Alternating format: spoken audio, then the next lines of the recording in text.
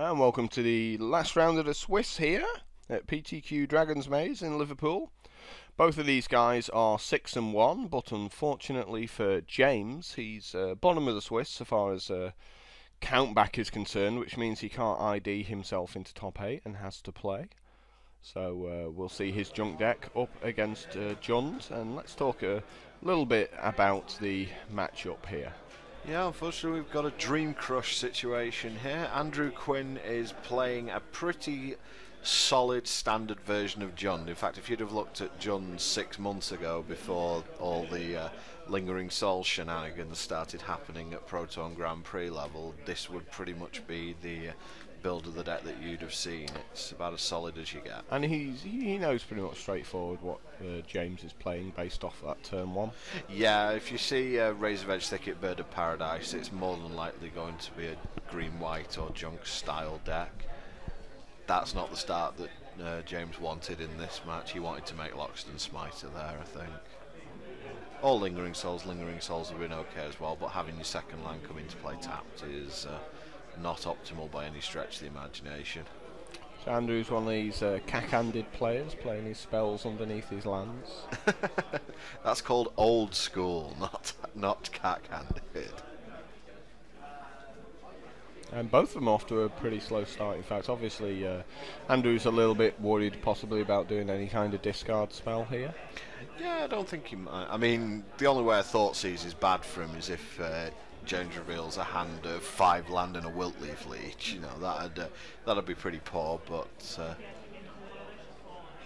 he's now tapping his 3 and Lingering Souls. Which is probably one of the better cards against Jund. Yeah, Jund doesn't particularly like seeing that card. There are versions which have actually gone back to playing Jund Charm because of the weakness that the deck has to Lingering Souls, and also the fact that just Pyroclasm style effects seem to be very powerful currently in Modern. X1 seems to be the way forward so far as creatures are concerned. Yeah, unless you're a standard UK native and therefore you're playing blue-white control, which has Restoration Angels an X4 and Wall of Omens as an 0-4. But yes, for the most part, Pyroclasm style effects are extremely powerful currently in Modern. So Jund typically has a lot of point removal, tending to try and go 1 for 1. Not really the greatest plan against these spirits. No, I mean the vast majority of John's plan is to go 1 for 1 with Terminates and Abrupt Decays and then reload with Dark Confident and Bloodbraid Elf. It's just a deck full of 1 for 1s and 2 for 1s. And he can't really handle flyers that well either. Well, it certainly can't block them. There's nothing in with reach or anything like that in the deck, so the only way it has to deal with flyers are through its Terminates and Abrupt Decays. Andrew's playing 2 Terminate, 2 Abrupt Decay, which I think is probably right in this format. Usually the Jund deck has sort of 4 slots for removal spells, and there's been pretty much everything's been tried in that area, but I think that the 2-2 split's pretty good, mainly due to the prevalence of man lands in Modern. So James is definitely putting a clock on here, and really his next thought should be maybe towards getting another couple of spirits out. He should definitely look towards getting some more guys. Andrew's eaten his Lingering Souls with Deathrite Shaman, so he can't get any further action out of that card. He needs to put a bit more presence in play, James, here. Ideally what he'd want is a Wilt Leaf Leech or something like that to beef up those tokens and start swinging, but it looks like he's kind of hard to imagine James having 4 cards in his hand at this point and not having any kind of threat.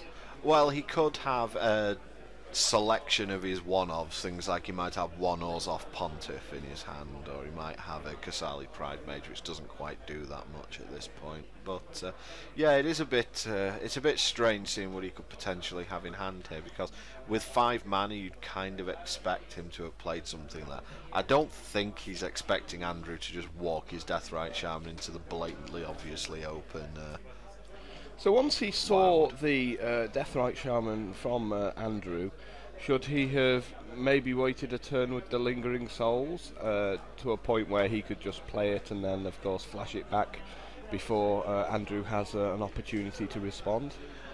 Potentially, but he's got to establish some form of board presence, otherwise Andrew's just going to rip him to pieces. So maybe it was just a compromise situation that he felt, I've got to use my mana in some way, and this is probably the best way to do it. Well, indeed, the only way to do it, based by the fact that he's made no other play since then. Yeah, so far. So Andrew's gonna feel a little bit happy that there's only these two spirits coming in and beating him up.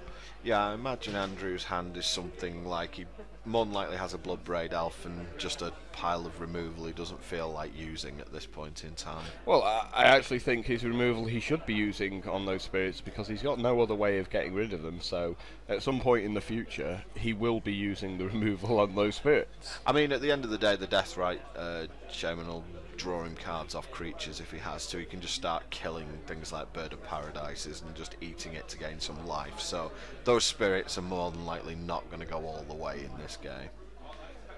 James declaring end of turn there, and Andrew's actually going to point a Terminate at the Bird of Paradise here.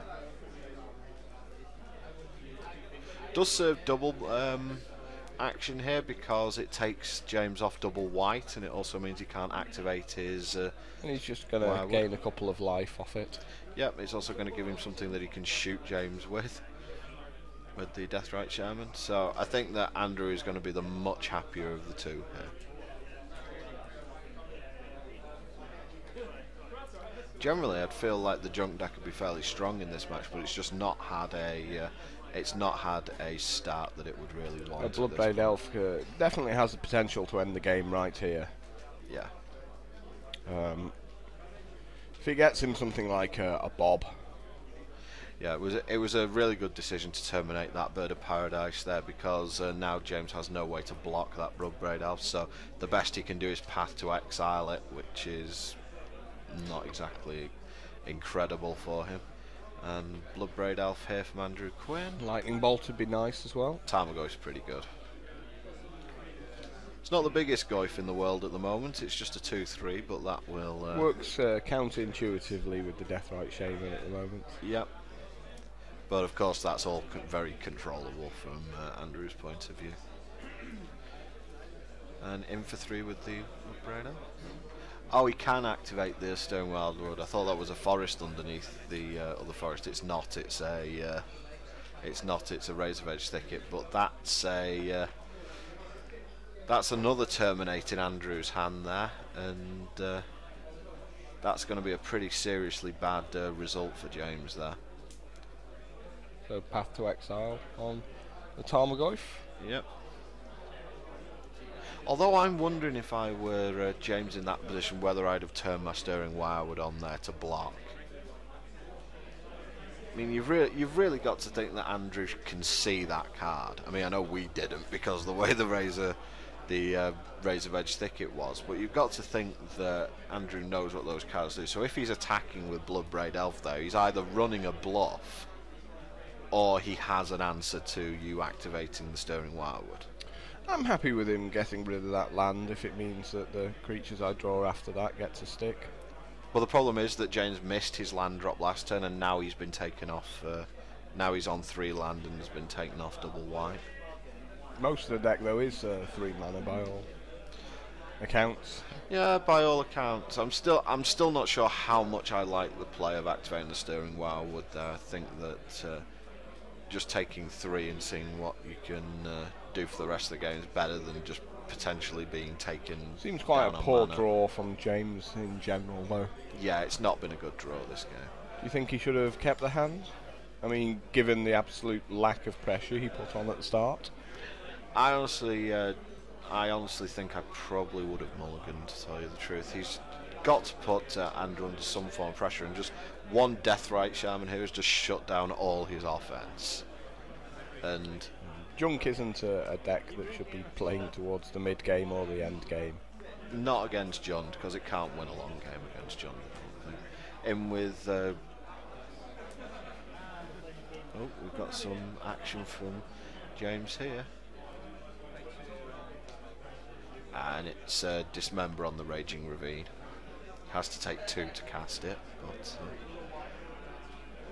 And the Bloodbraid Elf is going to come in for another 3. Unless we have even more responses. We do, it's another Path to Exile. So it seems like James had a very removal heavy hand, but that's really not the role that it wants to be playing in. Doesn't help him win the game, and we're both aware that if a Jund player makes a turn 2 Tarmogoyf, you really don't want to Path to Exile it. You don't want to let that guy make his Bloodbraid Elf on turn 3. Yeah, it's Path is just not a card that you want to be playing in sort of the first three turns of the game. And because Jund has such a good long game, I think that playing a removal heavy hand and playing towards that long game, I don't think that's what you want to be doing. Obviously James thinks he can win with Lingering Souls and Gavany Township in the long game, which is certainly true, but Deathrite Shaman is just putting him in a bit of a bind here. So going back to what I was saying, he was probably best holding off making the Lingering Souls tokens, because by all accounts he just had a whole bunch of removal spells to deal with whatever it was Andrew was going to play. Yeah, that might have very well been a more optimal play. Although it is funny how he's let that Deathrite Shaman survive, which is probably more dangerous sticking around than a Bloodbraid Elf. Yeah, I mean, you can hold off a Bloodbraid Elf with just chump blocking forever. So the Deathrite's just it seems a better target for a Path to Exile to me. It always feels so bad Path to Exiling a Deathrite Shaman, even on like turn 10. But it is just one of the most dangerous creatures in Jund, and it's what's pushed Jund so far over the top of the current metagame. Treetop Village activated and attacking. And, you know, those spirits have still been going in and been nibbling away and putting Andrew down to 8. That is true, but there are a couple of creatures in Andrew's graveyard, so the Deathrite Shaman is going to keep him alive over any sort of spirit-style shenanigans. So, you know, it's possible James could have won this one if he'd played a bit differently. Took out the Deathrite Shaman and had 4 spirits instead of 2. Yeah, because that last attack would have been for 8 with the Orzhov Pontiff. So there might have been a slightly different line James could have taken in that game. So James scoops them up, Andrew moves ahead 1-0, and we shall be back for game 2.